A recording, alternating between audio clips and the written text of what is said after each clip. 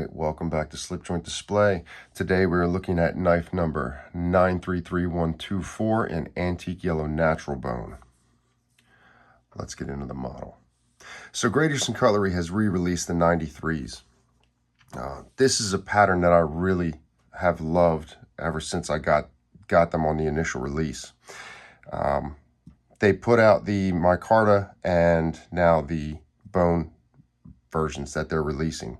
I picked this up from Boss Steel Blades, so Boss Steel Blade stickers, swag, always good dealing with Boss Steel Blades. This is a titty release, so you're talking non-fluted bolsters, no cut swedge on, well, I mean, I guess it's got a little bit there, but it's, I'll show you the Northwoods or Northfield version. So the initial run of these came out, I believe, in 2019. Yeah, the initial run came out in 2019, and it was a very, very loved pattern. The action on them was just amazing.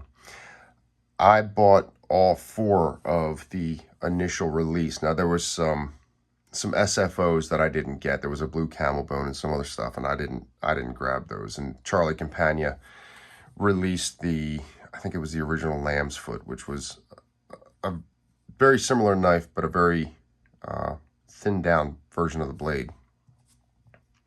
I got all the normal releases that year. And one of them was a knife in bone, and I never sharpened it. The action on it was funny. It didn't really snap well. It was more of a thud, and I ended up selling it and then regretted it. So when I saw these coming out, I was very interested in the bone. You know, it was a way for me to get back the one that got away. I'm very pleased with the bone on this. I think it just looks amazing. The amount of character on this is just out of this world.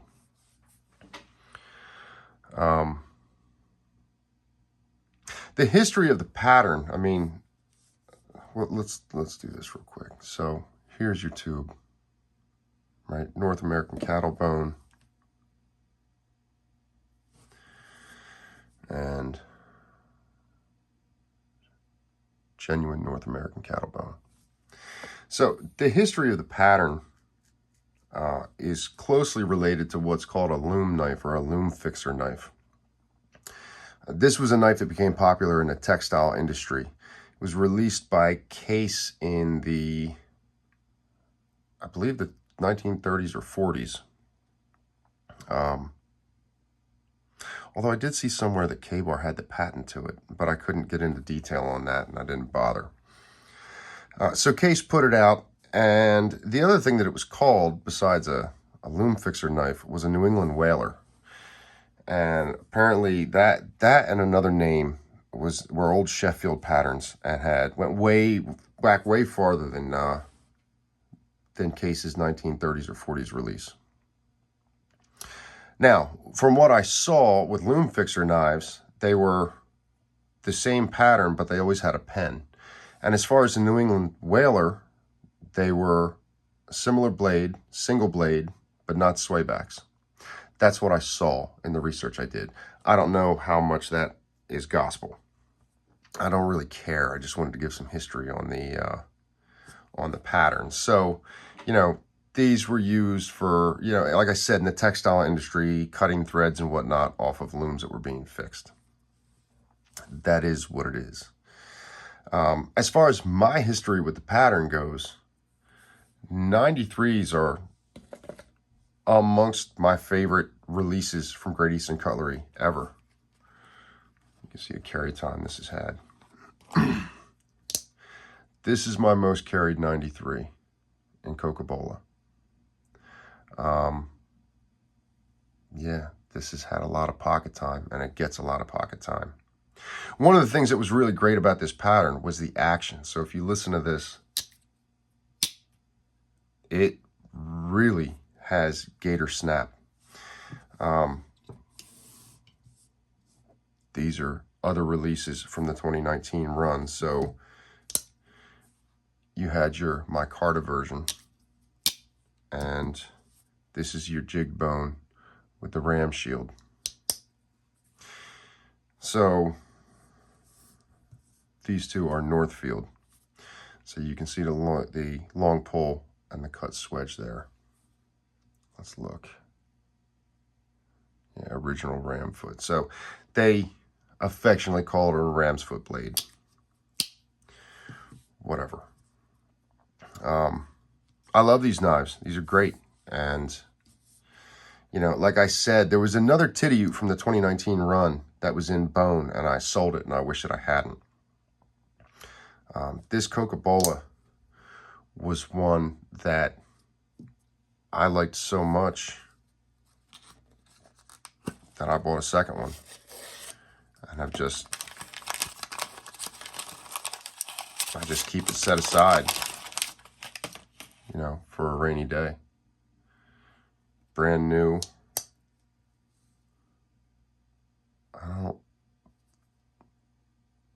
I don't know if I sharpened it or not. Not sure. Doesn't look like it. It looks like their edge. Although you can hear the action on it, even brand new. I mean, these things were great. So, yeah, Great Eastern Cutlery 93. So they went to put them back out, and of course I was very, very interested in the run. I was curious as to what the quality was going to be with the re-release, specifically the action.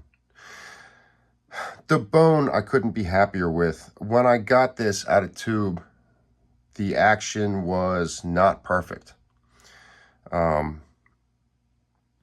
had to do a significant amount of flushing on it, and the action has gotten better. Now, that's nothing like the old run. And even the one that I showed that has just sat in a tube is better than that. So I don't know that this is going to get that much better with time, but it's acceptable. I mean, whatever, I can dig it. As far as flushing is concerned, it's, you know, I thought to myself, maybe I should elaborate on that and just talk about it a little bit more about what exactly I'm doing when I flush knives. I mean, you hear about different stuff in the community and different guys having different ways to go about it. So these are all different products from Knife Pivot Lube. Knife Pivot Lube is primarily what I use, that or Gunny Juice. When I'm flushing, what I prefer to use is this ultralight KPL. I find that this runs through the knife best and allows me to get the most flushings. You know, I don't have to wait for hours and hours using the ultralight. Here's your regular, and here's your heavy. I never use the heavy. It just hasn't ever come into play yet. The regular is great just for pivots, and the ultralight is great if you are flushing. And if you're flushing, this was the paper towel that I was using for it. I will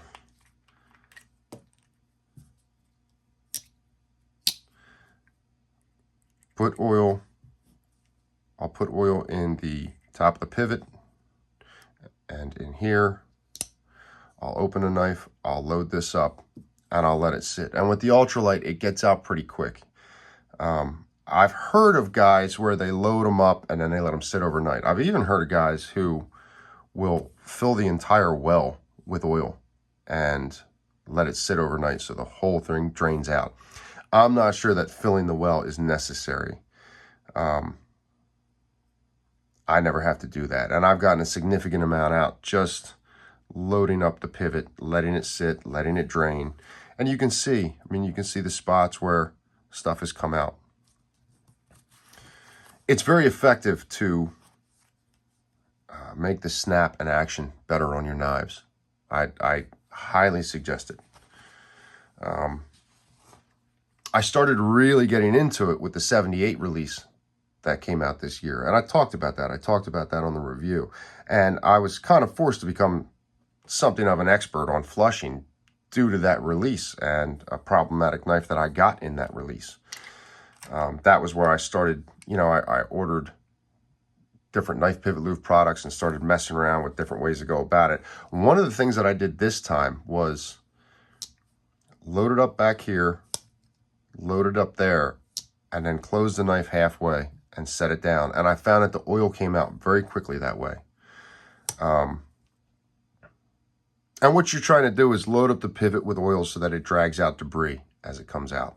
I mean, that's the idea behind it. And like I said, if you do it, and then you pick it up, you wipe it off, you work the blade a little bit, wipe it off again, load it back up. But it can drastically increase the quality of snap that you're getting on the knives. I wanted to have a little bit of discussion about flushing. I thought that, there's some guys, I hear guys ask about it when I mention it sometimes on Instagram or in groups, and I thought it might be valuable just to have a little bit of discussion on it. I highly suggest finding knife pivot lubes ultralight. So the other thing that I was worried about with this knife was the general build quality of it. I mean, it was mainly the action, and again, that's lazy to half. The half to closing just keeps getting better and better. So I can dig it, especially with these bone scales. I mean, these scales are just amazing. Look at that. That's a lot of character.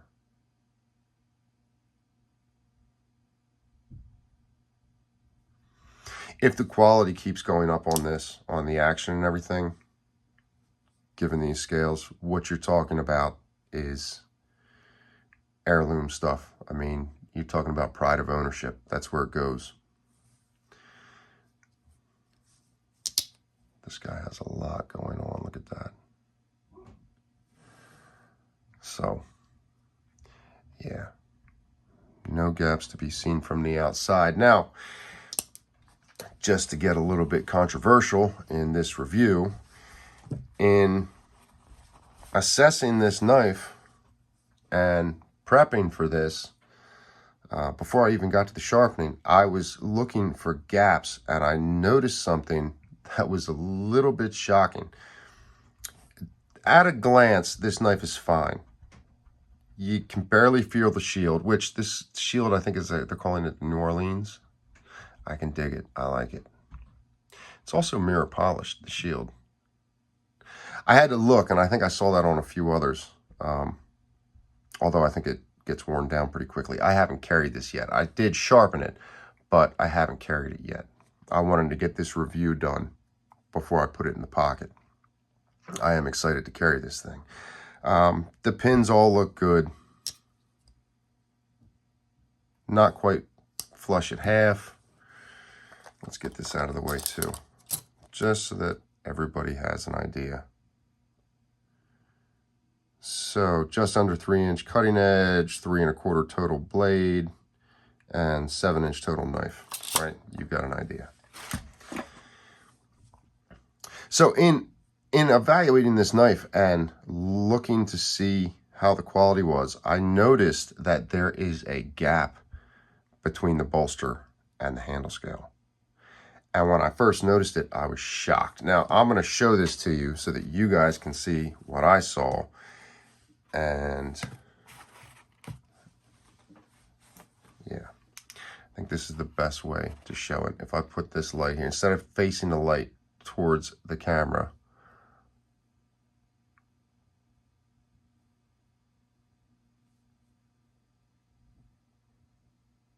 there you go.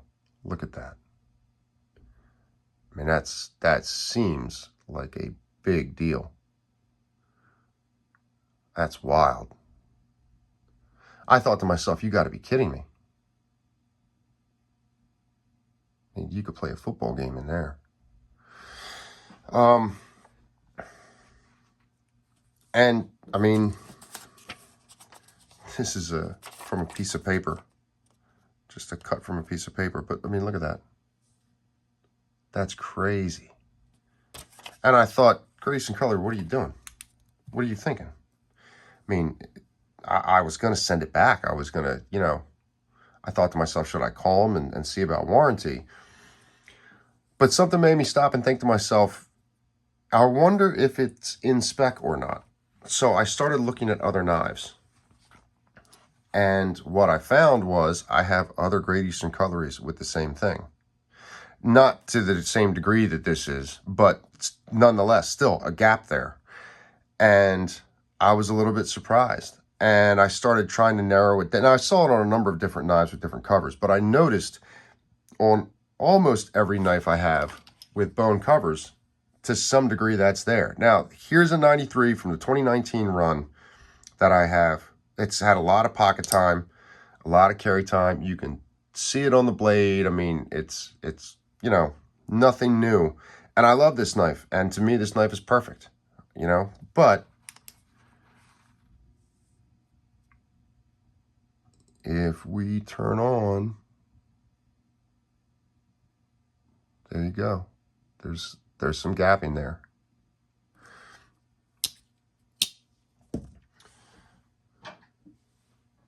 Here's a bone-handled Viper.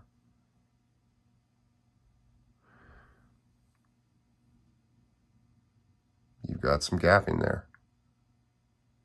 And it just, you know, just keeps going. Now, there's some stuff like some knives in Stag. I've got nothing. I have a 54 in bone. This 54 with no gaps at all. I think this is the only bone-handled knife that I found that has nothing there. But all the rest of them, to some degree, have gapping. So then I thought to myself, all right, well, it doesn't feel bad. You can't see it. So if it is par for the course, even if this one is a little bit more than the rest, still, it's not the end of the world. And I don't want to hear anything about how hard I snap the knives out, because this thing is brand new, right? So it's not that I've been carrying this all this time and I'm rough with it and snap it out and that's what's causing the gap. No, that doesn't fly. But what I thought to myself was, I wonder if I carry this, if dirt and oil and everything else will get in the gap and it won't be as visible. I mean, there's gapping in this one and a number of other knives, but it doesn't seem as prevalent as this knife. I wonder if over a long enough timeline, if that will kind of junk up with stuff and it won't be there as much. I don't think they can close it off. And I even thought to myself, does bone shrink? Is there shrinkage in bone? I don't know. Somebody get down in the comments and say if you know. And, you know, they're not going to glue it because the knives can be taken apart. These knives aren't glued. They're pinned. I mean, this is, you know, old school construction. So there you go. It's not crazy that you would have a little bit of gap in there. But it was shocking to see it. Now, again, it's nothing you can see from the outside. I mean, even if I put this up against well, maybe if I go a white background that's lit up, I can see it a little bit. But it really doesn't stand out to me. So should I have an issue with it? Is it a problem? I don't know. I don't really think so. I think what I'm going to do is carry the knife, and it gives me a really good excuse to come back and update the channel and do update videos on it and see where things are at. I can also report back on the action. I mean, again, the original 93s were just amazing, and they were a very loved pattern because of it. Oftentimes, we see Great Eastern Cutlery put out models, and on their initial run, yeah, so this micarta was a pattern production premiere. On their initial run, you got action that's just amazing. They re-released the knives a few years later, and the action's not as good.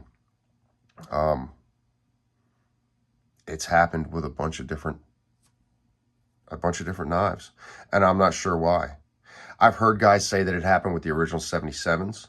It happened with the Vipers. I mean, after 2016, when they came out, they weren't the same. The 2014 and 2016 Vipers had a different action on them, generally speaking. Not that there wasn't later releases that were good or that became good on it with enough use and enough time that they broke in well, but the initial runs were very strong. I've heard one guy say that it was that way with the 48s. The earlier 48s were great. The 78s, I mean, I can attest to the original run of 78s, the action on them being better than the latest run. I don't know. Is it a thing? Does Great Eastern Cutlery do it on purpose? I'm not sure. And if they do, Why? Why would you do that? I mean, we love this hard action. That's what we want. People love this model because of that. This one is still okay. I'm going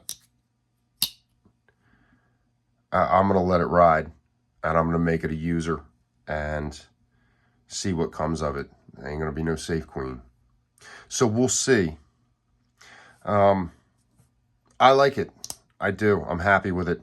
This bone, I think, is amazing. I couldn't be happier with the bone. Just all kinds of character there. That's just gorgeous.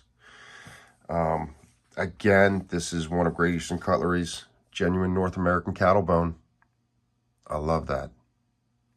What a brilliant thing. When you got bone that looks this good, it doesn't need to be from some exotic animal. And something about genuine North American cattle bone, there's some amount of pride in that. I dig it. I do. We'll see what the rest of the run brings. The Northfields still have yet to come out. So I'm interested in one or both of those. I'll be interested to see how the action is on them. And I'll be interested to see what happens given time with the gaps in here. What are your thoughts? Should I send it back? Should I contact Great Eastern Cutlery? I don't know how they could fix it. I mean, without destroying the covers and putting new ones on. And like I said, if every bone-handled knife that I've got has that, it may be in spec. And over time, oil and dirt and grit gets in there, and you may not be able to see through as much. I mean, I don't have much to go on other than what I can see with my other knives, and maybe all bone-handled knives look that way initially, and then you carry them, and stuff gets clogged in there, and it doesn't look so bad later. I mean, I can only see what I can look at with older knives. The gaps in this do seem excessive, but maybe that's just par for the course when it comes to bone-handled knives. I think everybody watching this video is going to be grabbing a flashlight and checking their knives after this. Let me know what you think. Let me know what you find. I'm interested. The 93 is a great run. It is extremely utilitarian. You really, I mean, as far as getting stuff done, this knife is great. I'm glad that I was able to grab one from Boss Steel Blades. Always smooth transactions with Joel. Let me know what you think. Get down in the comments. I'll see you guys on the next video.